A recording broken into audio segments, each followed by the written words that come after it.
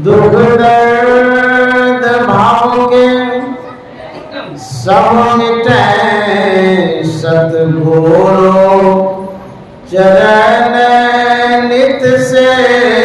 ये दुख दर्द भाव के सब मिटे सतगुरु चरण नित से। ये गुरु भक्ति बिन कछु नामने मेरी सकल संतन कही। गुरु भक्ति बिन कछु नामने। श्री सद्गुरु महाराज की जय। परमाराध्य सद्गुरु महाराज गुरुदेव महर्षि संत श्री परमानंद जी महाराज, मंच पर उपस्थित पूज्य फूल बाबा, इस नगोछिया संतमत सत्संग आश्रम में उपस्थित सत्संग प्रेमी महानुभाव माता एवं बहनों, आपकी उपस्थिति सराहनीय है। सद्गुरु के प्रति यह एक विशेष आस्था का प्रतीक है। आपके अंदर में जो गुरु भक्ति की धारा बह रही है, यह बड़ा ही अगाध धारा है, विशेष धारा है। मैं आप सभी गुरु भक्तों को नमन करता हूँ, प्रणाम करता हूँ। यह जो कार्यक्रम है जिसमें हम सभी उपस्थित हैं, सबको पता है सद्गुरु महर्षि मेही परमानंद जी महाराज का जन्मदिन है। आज 140वां पावन जयंती है परमाराध्य सद्गुरु महाराज का। गुरु महाराज 140 वर्ष के हो गए आज। उन्हीं की याद में, उन्हीं के जन्मदिन को मनाने के लिए हम सभी उपस्थित हैं। गुरु के प्रति आस्था और विश्वास रखना गुरु भक्तों का पुनीत कर्तव्य होता है। बिनु विश्वास भगत नहीं, तेहि बिनु द्रवहीन राम। राम कृपा बिनु जीव स्वप्नो न विश्राम। सद्गुरु महाराज पर विश्वास जो रखते हैं वही असली गुरु भक्त कहलाते हैं। एक महात्मा अपने सेवकों के साथ नदी पार कर रहा था। नदी में विशेष धाराएं बह रही थी। गुरुजी आगे आगे चल रहे थे, चेला राम पीछे पीछे जा रहा था। तेज धाराओं के कारण महात्मा का पैर लड़खड़ाने लगा। महात्मा ने कहा शिष्यों से कि मेरी बांह को पकड़ो, नहीं तो इस धाराओं में डूब जाऊंगा। शिष्य सुन तो लिया, लेकिन कुछ भी नहीं किया। फिर आगे बढ़े। फिर महात्मा ने शिष्यों से कहा मेरी बांह को पकड़ो, नहीं तो मैं इस धाराओं में बह जाऊंगा। फिर शिष्य सुन भर लिया, कुछ भी नहीं किया। चलते चलते कुछ दूर और आगे बढ़े। धाराएं तेज थी। महात्मा ने फिर शिष्यों से यही बात दोहराया, मेरी बांह को पकड़ो, नहीं तो मैं इस धाराओं में बह जाऊंगा। शिष्य कुछ भी नहीं बोला। गुरुजी को गुस्सा आ गया। पीछे में जो सेवक शिष्य चल रहे थे, उनकी बांह को गुरुजी ने पकड़ा। अब पकड़ करके खींचते खींचते सूखी जमीन में जाके पटक दिया और बोला बेवकूफ कहीं का, मैं तुमको बार बार कहता रहा कि मेरी बांह को पकड़ो, नहीं तो मैं बह जाऊंगा। न तो तू कुछ बोलता है न तो बांह को पकड़ता है, क्या हो गया तुमको? तो शिष्य ने कहा कि गुरुदेव, ये तो छोटी मोटी धाराएं हैं, आप तो भवसागर से पार करते हैं, मुझे तो आप पर विश्वास है, न डूबेंगे न डूबने देंगे। इसी विश्वास से आपकी बांह को नहीं पकड़ा। गुरु महाराज ने कहा सद्गुरु कर्म कर तर ठार, धर्म में ही जावे पार में। सदगुरु जब कृपा करते हैं जिन शिष्यों पर, सेवकों पर, श्रद्धालुओं पर, कहते हैं उसे बेड़ा पार लगा देते हैं। लेकिन विश्वास की बड़ी आवश्यकता है। विश्वास यदि डगमगा जाएगा तो होता क्या है, जैसे 1 कुंटल दूध है, अब गर्म दूध है, अब थोड़ा सा नींबू निचोड़ दीजिए, नींबू निचोड़ते ही सब दूध फट जाएगा। दूध का संबंध पानी से विच्छेद हो जाएगा, अलग हो जाएगा, दूध नहीं रहेगा। उसी तरह से गुरु और शिष्य के बीच में जो विश्वास का संबंध है, यह जो गांठ है, ये टूटना नहीं चाहिए। यदि यह टूट गया तो गुरु और शिष्य का संबंध रहा नहीं तो फिर कृपा कैसे होगी। विश्वास की बड़ी आवश्यकता है। एक बड़ी श्रद्धावान महिला थी, उन्होंने जिला वार्षिक सत्संग लिया। पुरुष वर्गों में उतनी आस्था नहीं थी, महिलाओं के मन में बड़ी दृढ़ता थी, बड़ी गुरु भक्ति थी। वो सभी सत्संग प्रेमियों को एकत्रित कर, महिलाओं को संगठित कर जिला वार्षिक सत्संग लिया। उसकी तैयारी हो रही थी। यह जो समय है, समय एक जैसा सब दिन नहीं रहता। आज सुख है, ये रहेगा नहीं, फिर दुख आ जाएगा। यदि दुख है तो वो भी नहीं रहेगा, फिर सुख आ जाएगा। वह महिला व्यवस्था तो कर रही थी, संयोग ऐसा होता है, उसका जो पोता था उसको चेचक हो गया, ऐसी बीमारी हो गई कि जानलेवा बीमारी हो गई। वह बूढ़ी गुरु महाराज से जाके प्रार्थना करती है कि हे गुरुदेव, मैं उपचार तो कर रही हूँ लेकिन रिजल्ट अच्छा नहीं मिल रहा है, स्वस्थ मेरा पोता नहीं हो रहा। आप भी तो वैद्य हैं, सदगुरु वैद्य वचन विश्वासा, संयम ज्ञान विषय करासा, आप कृपा कर दीजिए तो हमारा पोता स्वस्थ हो जाएगा, ठीक हो जाएगा। क्योंकि आपका ही तो मैं काम कर रही हूँ, सत्संग का कार्य में संलग्न हूँ, जिला वार्षिक सत्संग मेरे सिर पर है, एक तरफ दूसरा टेंशन आ गया। होते होते बीमारी बढ़ती ही चली गई, पोता लड़खड़ाते चला गया। अंतिम में वह बूढ़ी कहती है कि यदि मेरा पोता मर गया तो मैं इस पोते को गोद में लेकर के जहां पर झंडा गाड़े हैं, जब सत्संग होता तो झंडा पहले गाड़ते हैं, स्थान नियुक्त करते हैं, वहीं जाकर के पोता के साथ मैं भी उसी जगह प्राण दे दूंगी। क्योंकि जब आप पर विश्वास है, आप जिंदा ही नहीं करेंगे, ठीक ही नहीं करेंगे, तो लोगों का तो विश्वास उठ जाएगा। लोग उलाहना भी देंगे कि ऐसे गुरु के लोग सेवक हैं जो कि पोता मर गया, सत्संग भी लिया था। होते होते ऐसी नौबत आ जाती है, उसके पोते की मृत्यु हो जाती है। वह बूढ़ी संकल्प ले रखी थी कि मैं भी जिंदा नहीं रहूंगी, पोता को गोद में लेती है, उसी स्थल पर जाती है जहां पर झंडा गाड़ा गया था, भूमि पूजन जहां किया गया था। वह तेल ले लेती है, दिया सलाई लेती है, पोते को भी ले लेती है कि जिंदा ही नहीं रहेंगे, मेरा पोता ही नहीं रहा तो जिंदा क्या रह के क्या करेंगे। वहां जाकर के वो बैठ जाती है, तेल छिड़काव कर लेती है, उसके बाद दिया सलाई जलाती है। जैसे माचिस वो दिया सलाई पर हक से जलाती है, जैसे आग लगती है उसी समय उसका पोता जिंदा हो गया, खड़ा हो गया। गुरु महाराज ने इज्जत बचाई, प्रतिष्ठा बचा ली कि इस बूढ़ी को इतना विश्वास है मेरे ऊपर, विश्वास के साथ ये सत्संग करा रही है, इसका इज्जत भी बचाना जरूरी है। तो गुरु महाराज ने इज्जत बचा लिया।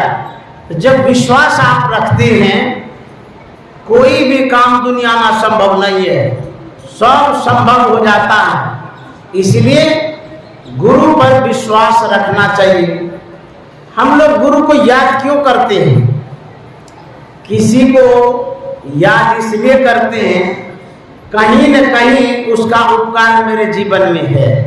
जैसे गुरु महाराज को आज याद कर रहे हैं, तो गुरु महाराज ने उपकार किया है, गुरु महाराज ने दिया है। क्या दिया है? ज्ञान दिया है, ध्यान दिया है, सही रास्ता बतलाया है, हमें आपस में प्रेम से रहने की सीख दी है गुरु महाराज ने। बड़ा उपकार गुरु महाराज का है। यदि इस संसार में संत न होते, कहते हैं अगर न होते संत जन तो जल जाता संसार। संत महापुरुष नहीं होते, आज संसार इस स्थिति में नहीं रहता। तो गुरु महाराज का उपकार है, बड़ी देन है, जो हम लोग आज ज्ञान के तले अभी शांति और सुख से रह रहे हैं। गुरु महाराज ऋषिकेश गए थे, वहां पर बड़े विद्वान साधु थे, महर्षि महेश योगी, सिद्ध पुरुष थे, विदेश में प्रचार प्रसार करते थे, उनका अपना हवाई जहाज भी था। गुरु महाराज का जो प्रोग्राम हुआ, गुरु महाराज के प्रवचनों को महर्षि महेश योगी ने सुना। जब सुना तो बड़े प्रभावित हो गए। उन्होंने कहा था गुरु महाराज से, आपको हम हवाई जहाज गिफ्ट करते हैं, दान में दे देते हैं। गुरु महाराज ने कहा हम हवाई जहाज क्या करेंगे? बोले कि आप विदेश में प्रचार करिएगा, क्योंकि आपके पास जो ज्ञान है वह ज्ञान मेरे पास नहीं है। मैं विदेश में प्रचार प्रसार करता हूँ, लेकिन यदि आपके ज्ञान का प्रचार हो तो विदेश वालों का उद्धार हो जाएगा।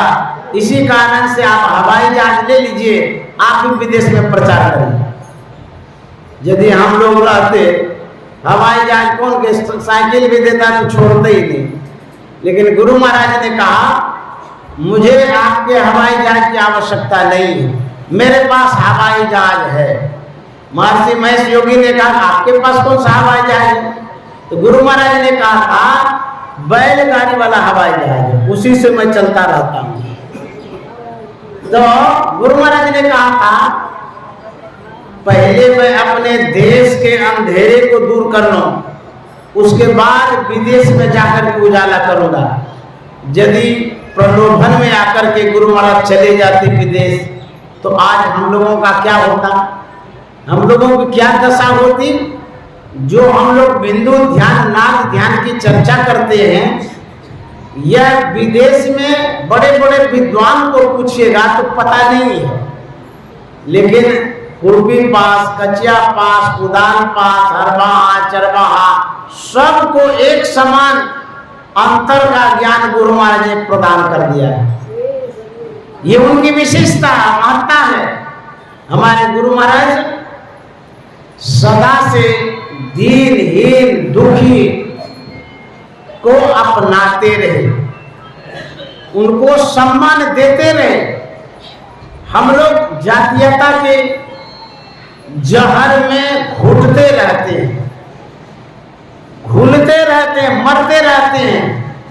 इसी जहर को दूर करने का प्रयास गुरु महाराज ने किया और संत मत का ज्ञान दे करके उस जहर में अमृत भरने का काम किया।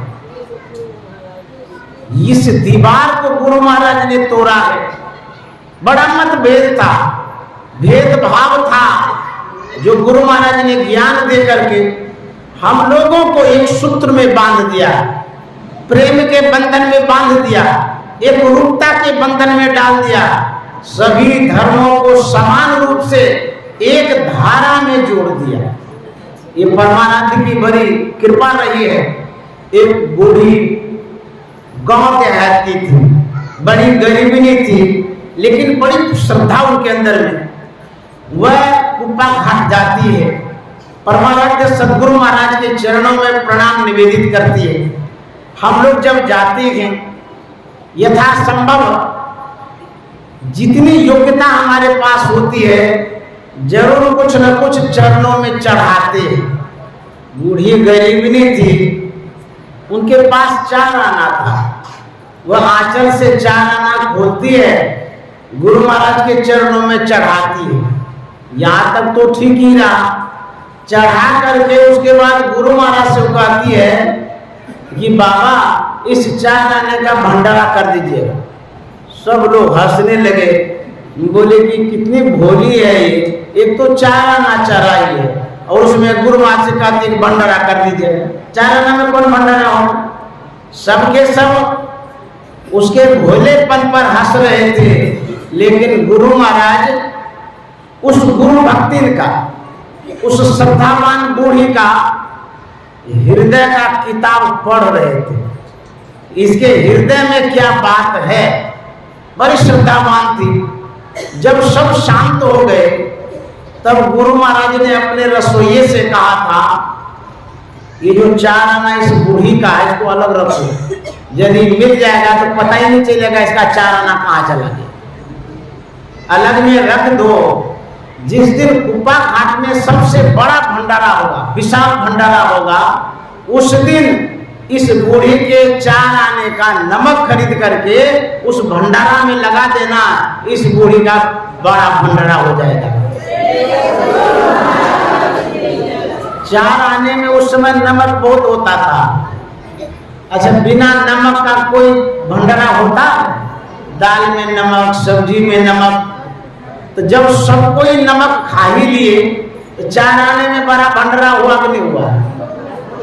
अच्छा, हम लोग सोच भी नहीं सकते हैं कि इतना छोटा रकम है और इसमें इतना बड़ा काम कैसे होगा। तो संत का जो मस्तिष्क होता है, उनके पास जो ज्ञान होता है बहुत बड़ा होता है।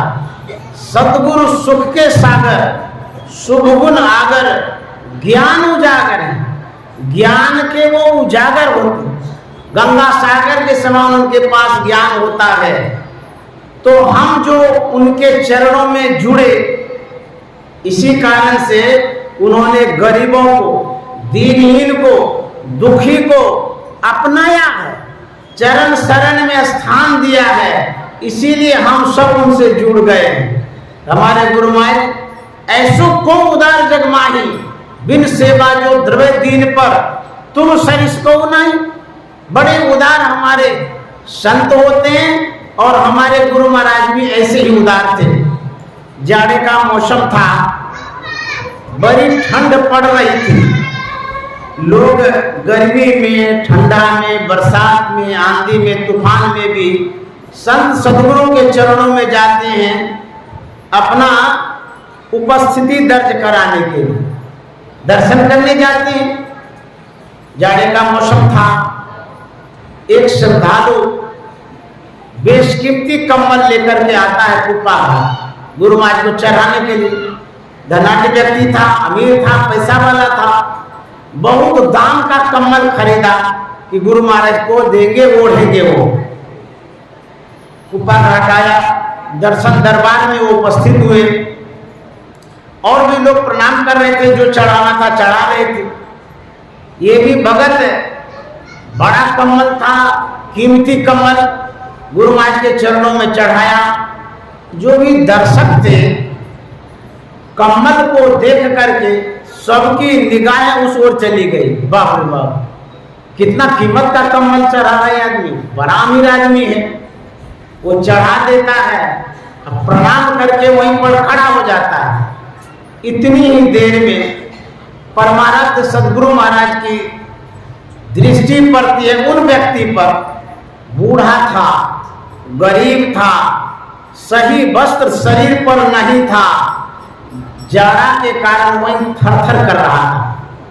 कृपा की दृष्टि पर गई परमानंद सद्गुरु महाराज की। उसी समय तत्क्षण समकालीन सेवकों से गुरु महाराज ने कहा, सुनो जी, वो जो वृद्ध व्यक्ति है एक कम्बल ओढ़ा दो उसको, बड़ा थर थर कर रहा है। उसी समय कम्बल का पैकिंग खोला गया।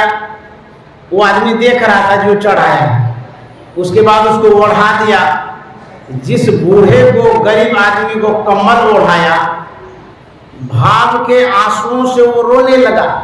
वह मने मन सोचता है ऐसे संत होते हैं, हम तो इस जीवन में इतना बेशकीमती कम्बल खरीद ही नहीं सकते, और वो कम्बल हमको दे दिए ओढ़ने के लिए। धन्य है गुरुदेव। वो रो रहे थे।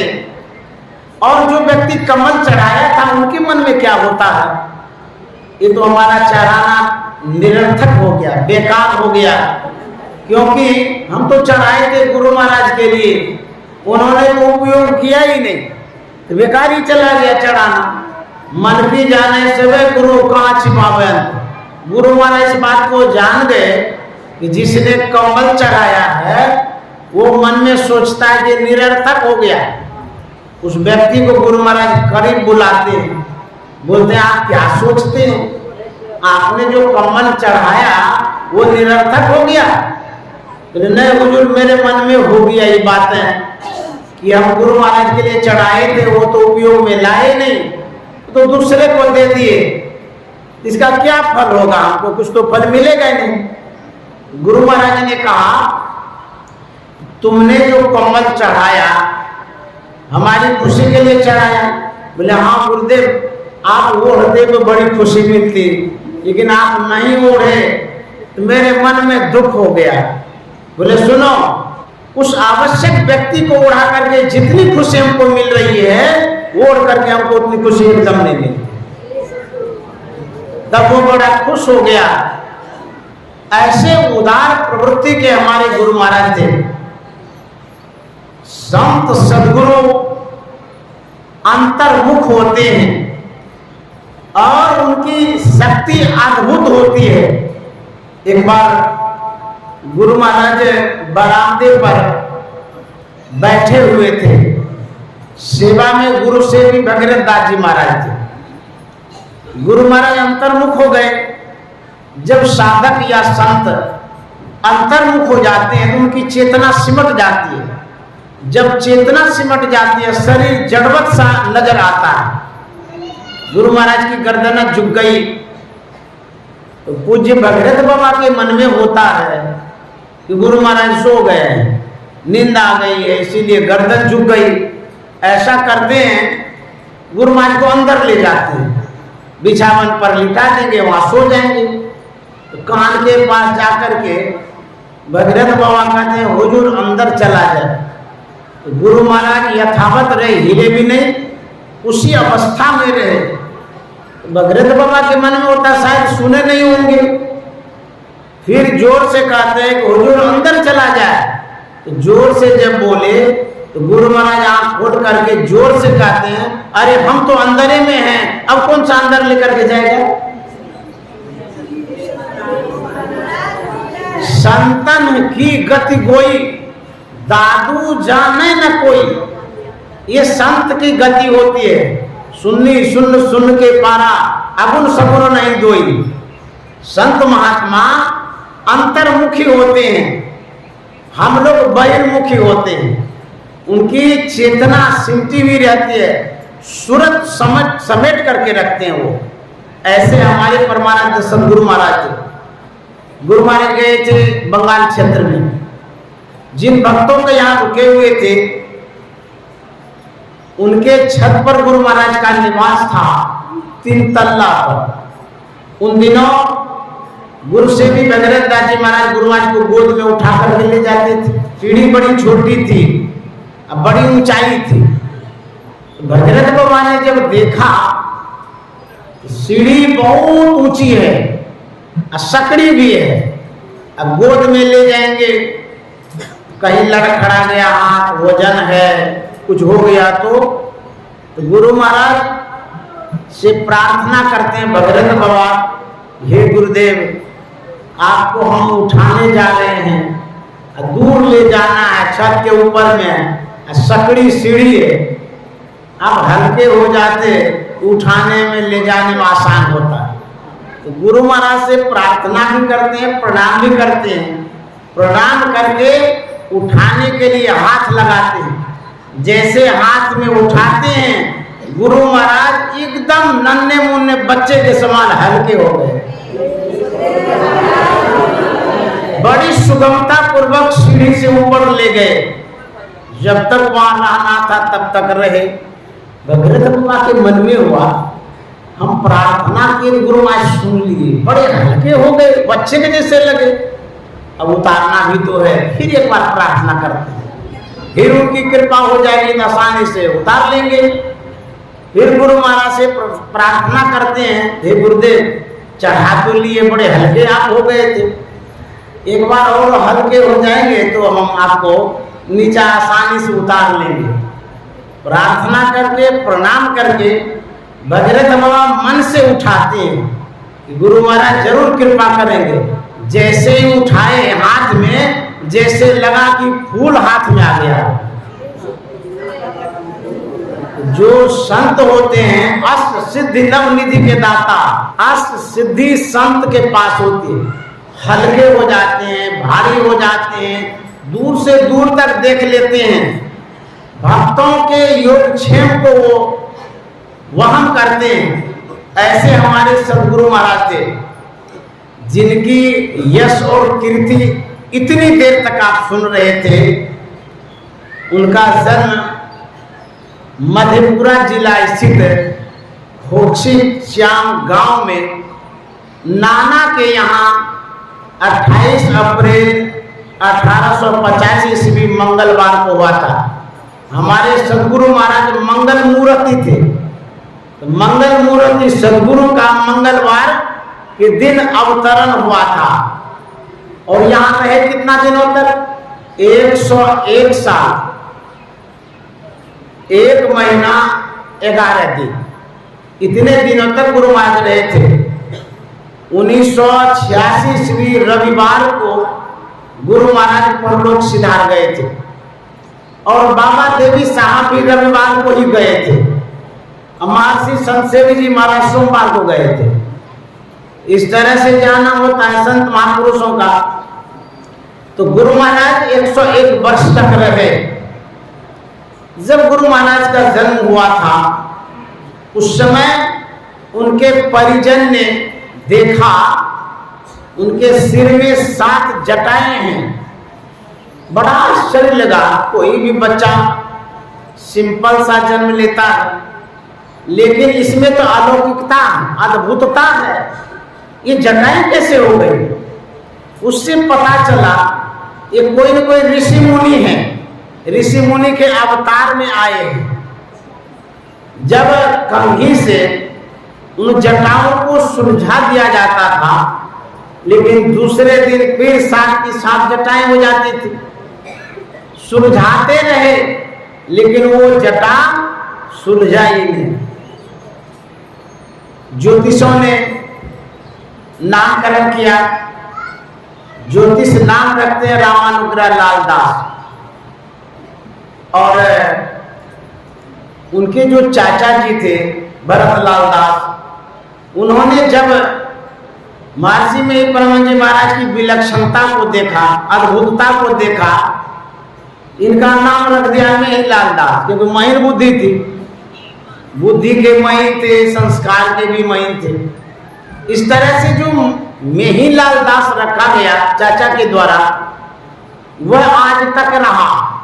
जब बाबा देवी साहब के सानिध्य में आए, तो बाबा देवी साहब को ये नाम बड़ा प्रिय लगा, मेहिलाल दास रह गए।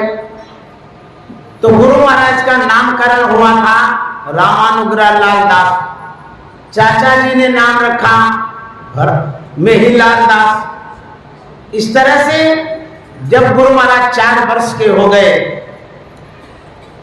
यह जो प्रकृति है, इसका जो प्रभाव है, जो काल है, अपना काम करता है। 4 वर्ष के नन्हे मुन्ने बच्चे को छोड़ करके माँ चली जाती है, काल कल्पित हो जाती है। इनकी माँ थी जनकवती, शरीर उनका छूट जाता है 4 वर्ष की अवस्था में। लेकिन इनकी जो बड़ी बहन थी झूलन लालदास, उन्होंने पालन पोषण किया, मातृत्व स्नेह दिया, बड़ा अच्छा ढंग से इसका लालन पालन किया। 5 वर्ष की अवस्था में मुंडन संस्कार हुआ। सबों का करते हैं हम लोग, बच्चे का करते ही। तो गुरु महाराज का मुंडन संस्कार हुआ। संस्कार बहुत तरह का होता है, अच्छा संस्कार, बुरा संस्कार। कोई पूर्व जन्म के संस्कारी होते हैं, कोई इस जन्म के संस्कारी होते हैं। गुरु महाराज का संस्कार संत वाला था, सज्जन वाला था, अलौकिक संस्कार था। गुरु महाराज बाल अवस्था में भगवान शिव की आराधना करते थे, शिवलिंग पर जलाभिषेक करते थे, पूजा करते थे। पारिवारिक जो प्रचलन होता है, उनका पूजा पद्धति जो था उसके तहत पूजा करते थे। उसके बाद गुरु महाराज का शिक्षा संस्कार हुआ। कैथी लिपि में विद्या प्रारंभ कर दी, पढ़ने लगे।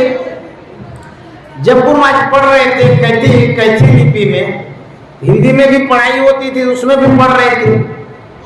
उतनी छोटी उम्र में गुरु महाराज ने देखा अपने पिता को। उनके पिताजी रामायण पढ़ते थे, लेकिन रामायण पढ़ते पढ़ते रोने लग जाते थे। गुरु महाराज बड़े तार्किक भी थे। उन्होंने सोचा इस किताब में ऐसी कौन सी बात है जो पिताजी भावुक होकर के रोने लग जाते हैं। कुछ न कुछ अवश्य है, तभी तो रोते हैं। जब पिताजी रामायण पढ़ करके चले जाते थे अलमीरा में रख करके, तो गुरु महाराज भी निकालते थे उस रामायण को पढ़ने के लिए कि देखें इसमें क्या बात है जो गुरु महाराज हमारे पिताजी रोने लग जाते हैं। जब उस किताब को उल्टाता है तो क्या होता है, कोई भी वस्तु आपके हाथ में आती है उसमें कुछ न कुछ गुण और प्रभाव होता है। यदि आप अपने घर में रामायण रखते हैं, आध्यात्मिक ग्रंथों को रखते हैं, गुरु ग्रंथों को रखते हैं, आपका जो बच्चा है यदा कदा उस पर नजर डालता है या उल्टाता पुल्टाता है, उससे भी वो बच्चा प्रभावित होता है, संस्कारी हो जाता है और उस ओर चला जाता है। हम लोगों को अवश्य घर में गुरु ग्रंथ रखना चाहिए, गुरु का जो किताब है अवश्य रखना चाहिए, उससे प्रभाव पड़ता है। गुरु महाराज ने जब देखा, पढ़ा, शब्द तो बड़ा अद्भुत शब्द था रामायण का, बड़ी अभिरुचि जगी, मन खुश हो गया, पढ़ने में लगन लग गया। पढ़ते पढ़ते आगे बढ़ते चले गए। जानते हैं एक समय आया, एक पद्य गुरु महाराज ने पढ़ा, दे धरे करे सुभाई हजे राम सब काम भी आए। शरीर धारण करने का यही फल है कि सब काम छोड़ करके भगवत भजन करना चाहिए। यह जो शब्द गुरु महाराज ने पढ़ा, जीवन में गोढ़ लिया, पकड़ लिया बात को। अच्छा, शरीर जो मिला है भगवत भजन के लिए मिला है, उसी पद को पढ़ करके अपने मानव जीवन को सार्थक करना। इस तरह से गुरु महाराज रामायण, महाभारत और जो पुराण आदि ग्रंथ थे उसका भी अध्ययन करने लगे, पढ़ने लगे। और गुरु महाराज पढ़ाई चलती जा रही थी। 1902 ईस्वी की बात है। गुरु महाराज कटिहार जिला स्थित ज्योतराम राय में, उन दिनों कटिहार जिला में पड़ता था, वहां दरियापंथ के एक साधु थे रामानंद स्वामी। उनसे गुरु महाराज दीक्षित होते हैं, दीक्षा ले लेते हैं। वहां पर मानस जप, मानस ज्ञान, त्राटक की क्रिया मिलती है। इस तरह से गुरु महाराज दीक्षित हो गए। ध्यान भजन भी करते थे, अब पढ़ते भी थे। होते होते 1904 ईस्वी की बात है, मैट्रिक की परीक्षा गुरु महाराज दे रहे थे। परीक्षा भवन में ही उत्तर देते देते गुरु महाराज को वैराग्य हो गया। तो वैराग्य हो गया, उत्तर तो पूरा दे ही चुके थे। उसके बाद परीक्षा भवन से निकले, घर नहीं गए, जंगल की ओर चले गए, वैराग्य अवस्था में चले गए गुरु महाराज और ज्ञान की खोज में लग गए। इस तरह से गुरु महाराज की और भी सारी घटनाएं हुई हैं। इस बीच में गुरु महाराज जब ज्ञान की खोज कर रहे थे, संत मत का जो सार ज्ञान है, मूल ज्ञान है, जो नादानुसंधान की क्रिया हम लोगों को मिली है, उस साधना विधि को खोज रहे थे। लेकिन दरिया पंथ के रामानंद स्वामी जो गुरु थे, उनसे जानकारी नहीं मिल पा रही थी। गुरु महाराज खोज ही रहे थे। पता चला धीरज लाल गुप्त वहीं रहते थे ज्योतिराम राय में, तो उनके पास गए गुरु महाराज सीखने समझने के लिए। गुरु महाराज ने बहुत सारी जिज्ञासाएं की थी। मई 1909 ईस्वी की बात है।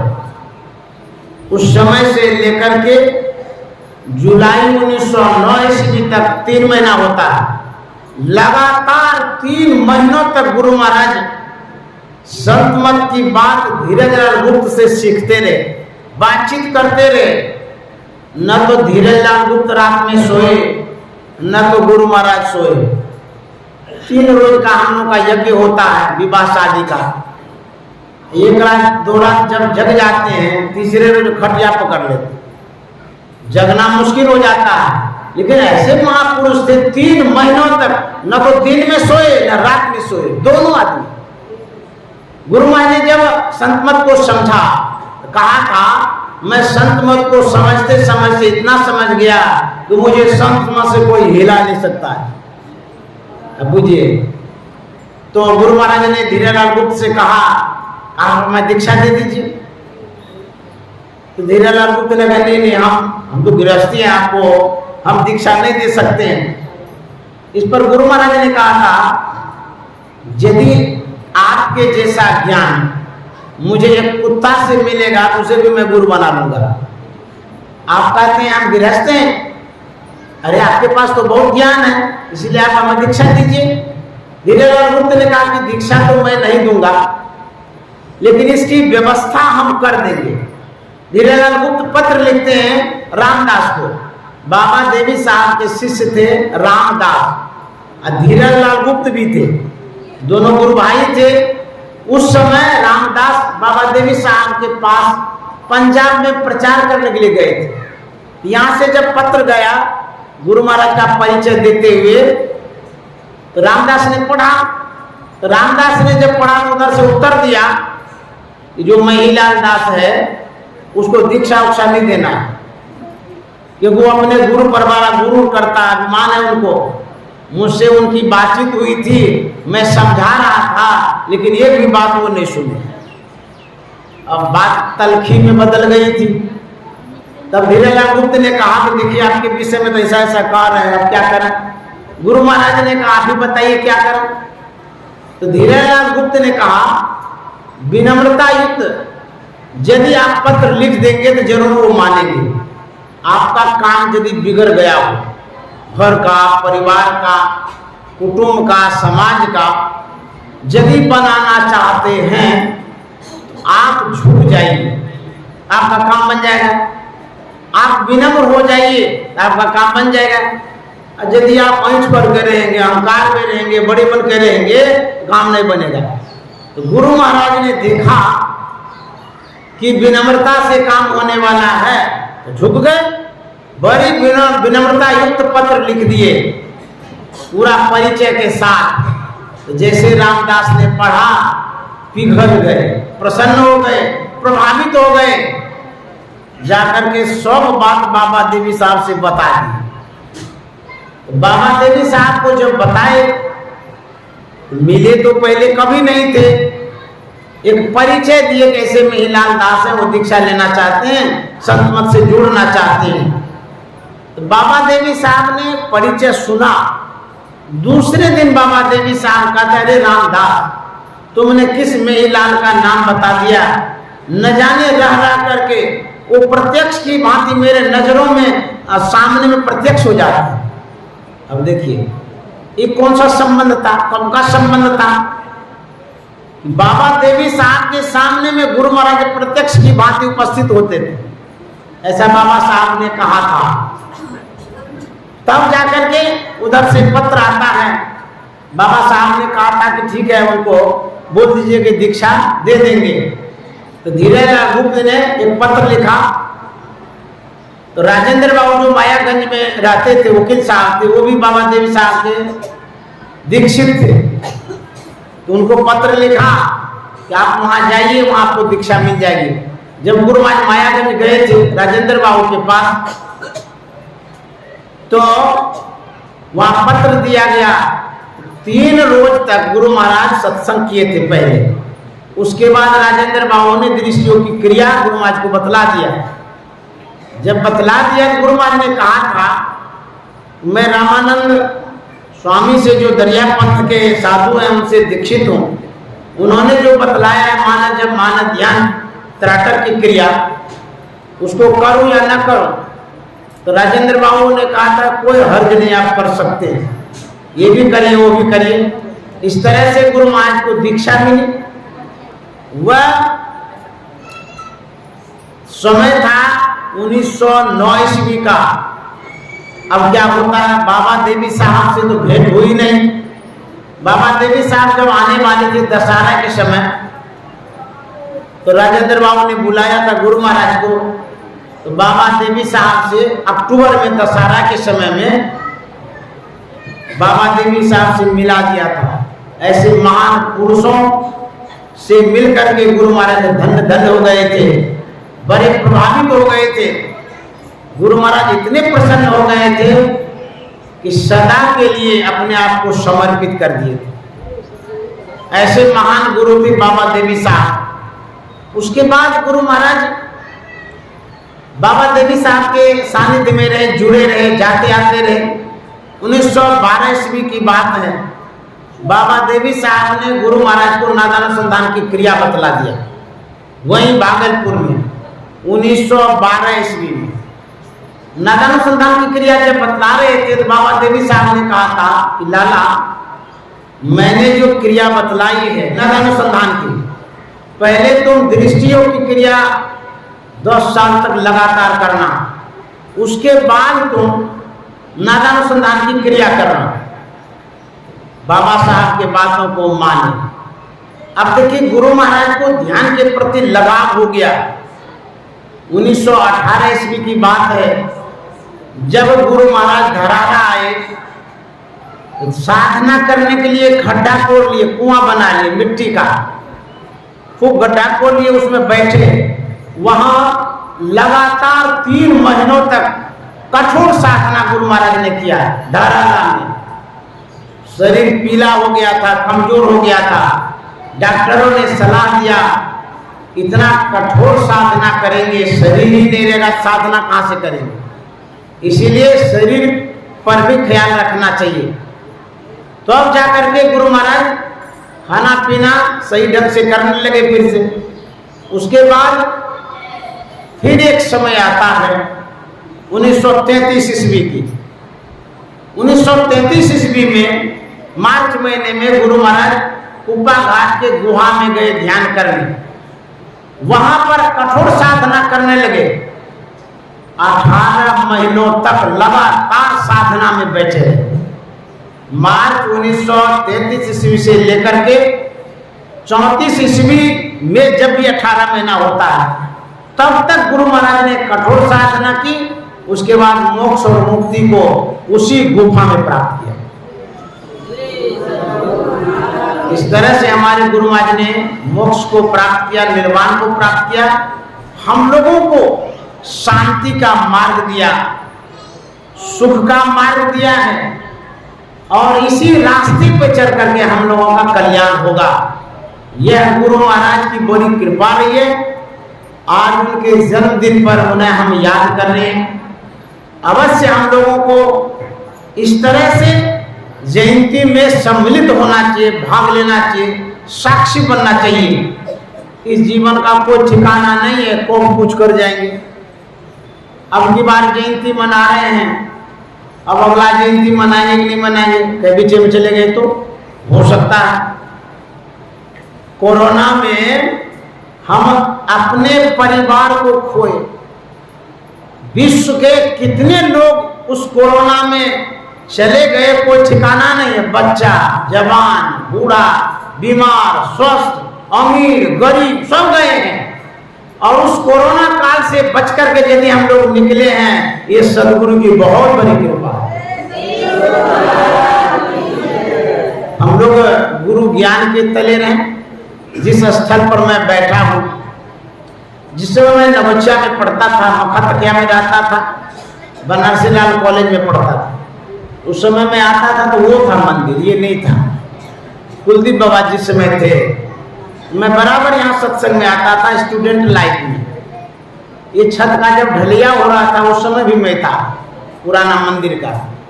तो मैं कुलदीप बाबा के सानिध्य में रहा हुआ हूँ बहुत दिन तक। बड़े अच्छे साधक हैं। जब वो ध्यान करते थे भोर में, बड़का लाउड स्पीकर लगाए थे, अभी है कि नहीं पता नहीं, तो यहाँ से जब वो बोलते थे भोर में 3 बजे उठाते थे सबको, तो मक्का तकिया भी आवाज चला जाता था 3 बजे भोर में। धन्य वो खूब ध्यान करते थे, करवाते भी थे। मैं उन्हें नमन करता हूँ। हमारे कुलदीप बाबा मार्गदर्शक भी हैं, उन्होंने सिखाया है, बताया है। और यदि इस भवन का विस्तारीकरण आज हुआ है तो कहीं न कहीं उनका हाथ है, योगदान है। मंदिर बना, विस्तारीकरण हुआ, आज प्रचार प्रसार इतना हुआ है, उन्होंने तन मन धन वचन लगाया। आज भले वो नहीं हमारे बीच, लेकिन उनका योगदान है। इसलिए मैं उन्हें नमन करता हूँ, प्रणाम करता हूँ। आप सभी नवोच्यावासी को भी प्रणाम करता हूँ। गुरु महाराज के चरणों में सत सत नमन करता हूँ। इसी तरह से आप लोग जयंती मनाते रहिए, सत्संग करते रहिए, सब पर कृपा बनी रहे। अभी वर्तमान में हमारे फूल बाबा हैं, बड़े अच्छे गायक भी हैं और सेवक भी हैं, आश्रम की भी निगरानी रखते हैं, प्रचार प्रसार भी करते हैं। गुरु महाराज की खूब कृपा उन पर भी हो, खूब प्रचार प्रसार करा। श्री सद्गुरु महाराज की जय।